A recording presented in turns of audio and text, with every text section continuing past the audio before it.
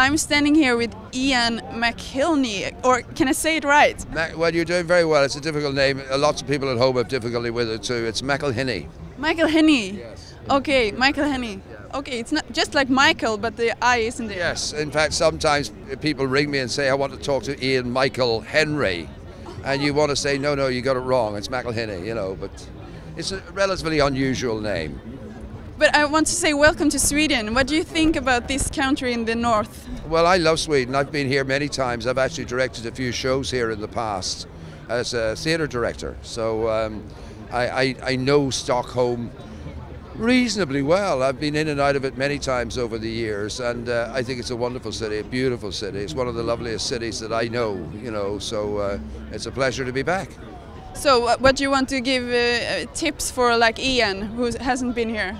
Or he hasn't been here, right? Yeah, well, I promised him, you know, that some night I'm going to take him down to Gamla and we'll have a walk around and visit a few places and eat down there and have a few drinks down there, because there's some lovely venues in that area. The whole of Gamla is actually beautiful, but it's not just Gamla. I mean, the whole of central Stockholm, Norrmalm is a lovely area. In the past, I've lived out in Söder, so I mean, I like the whole city, so I'll happily stroll around and take him with me and show him a few places.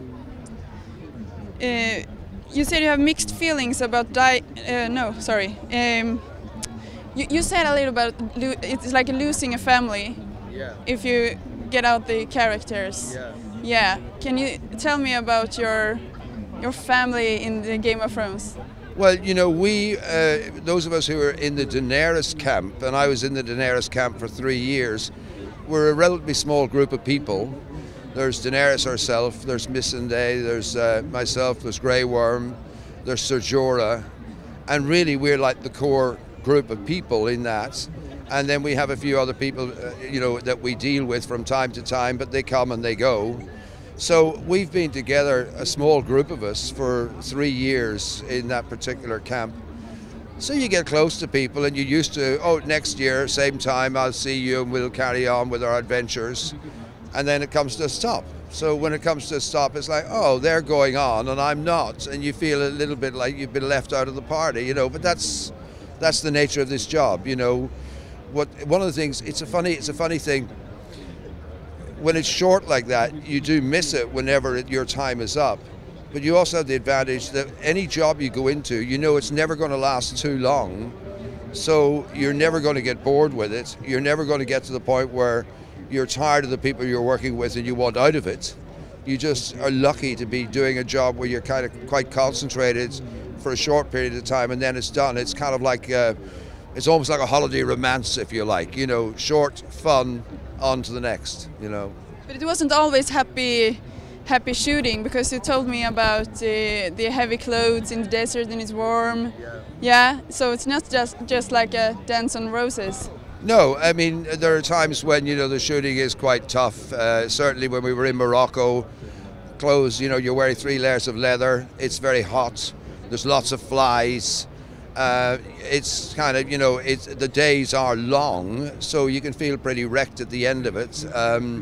I ended up spending quite a lot of time in Morocco, coming home and having to get massage because I was aching from this, that and the other. But, you know, I mean, relative to what some people go through in their jobs, it's wee buns, as we would say at home. So, you know, it's not a big deal, you know. Yeah, you spoke about your terrible riding skills, and Barristan is a good rider, right?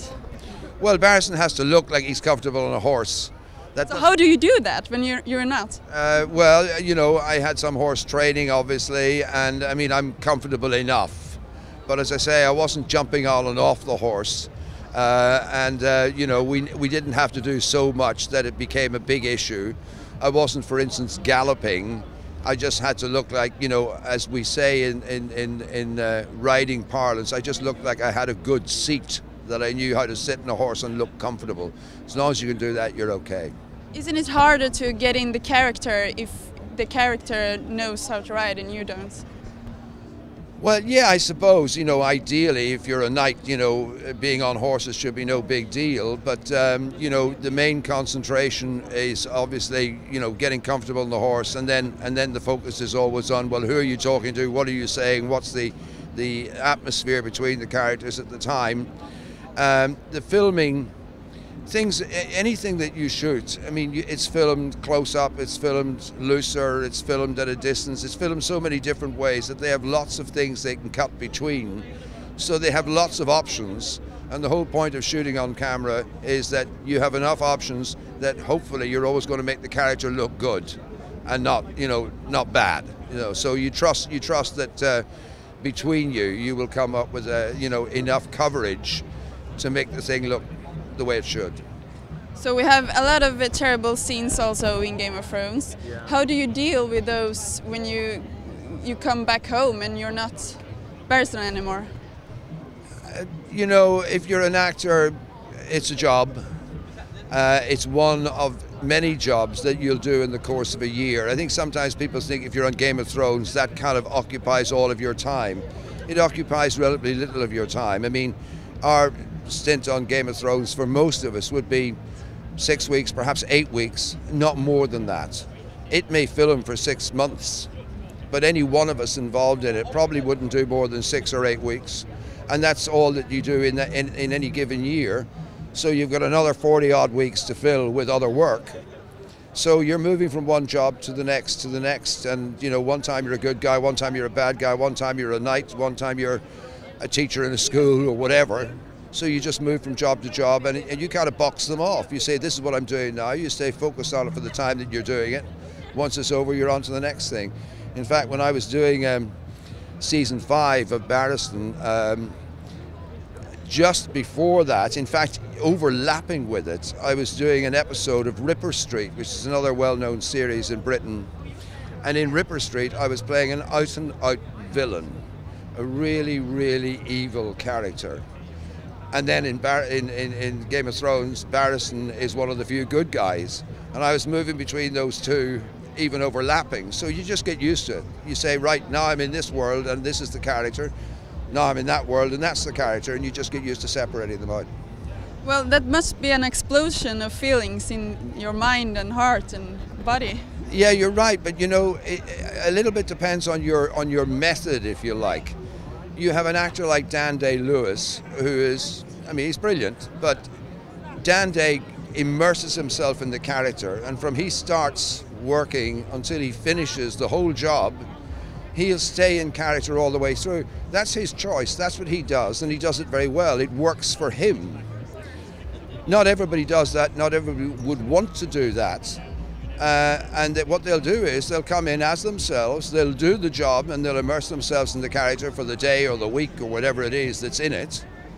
And then they'll go home and be normal, And you have to choose what works for you. For me, I'd rather be me and come in and, immerse myself in whatever I have to do for the time that's in it, and then say thank you very much, end of that, back to who I am. Otherwise I think your head gets a bit scrambled, So finally, who do you think is going to win the Game of the Throne?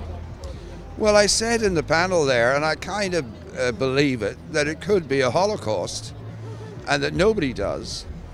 But if you were to say who do I think I would like to see, I think in some ways it should be a Stark, because the story started with the Starks. The person we were meant to follow originally was Ned Stark. He was our hero, and he got killed. Now you've got various Starks have gone by the wayside. A very obvious one would appear to be Jon Snow, who actually, will turn out to be, I'm sure, of royal blood. But people might have forgotten about the first Stark to be seen to suffer was a kid who was pushed out of a window, and that was Bran.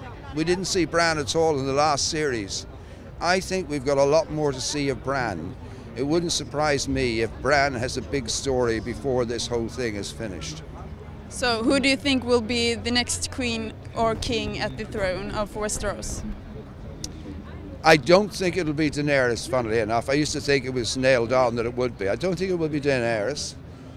It could be Jon Snow. I wouldn't be surprised if somehow or another a Stark has some legitimacy, although I don't quite know how that'd be worked out. It wouldn't surprise me if Bran in some way comes back and becomes a significant character in terms of the accession to the throne. But Jon Snow is dead, right? I don't believe that. I think some way or another Jon Snow will come back to life. I don't quite know how that will happen, but I think he's too central to the story and to keeping the audience guessing the end result of the story, that I think he has to come back. But it was also like the first season when Stark died. Yeah. It was the first big shock in the series, and he didn't come back. Well, you're right. You're right, actually. That's a fair point. Ned Stark died and didn't come back, and now Jon Snow's dead and might not come back. I just don't believe it. You know, that's all I can say. I don't believe it, but I don't know how that's going to happen. But I think in some way or another he has to. But actually, if you are right, then that gives Bran even more probability of becoming the new heir apparent. Thank you very much. At the end of that day, I had to go to the nurse. And I said, my bum's very raw. It turned out that I'd got 2 raw patches, I mean literally skinned patches on my backside.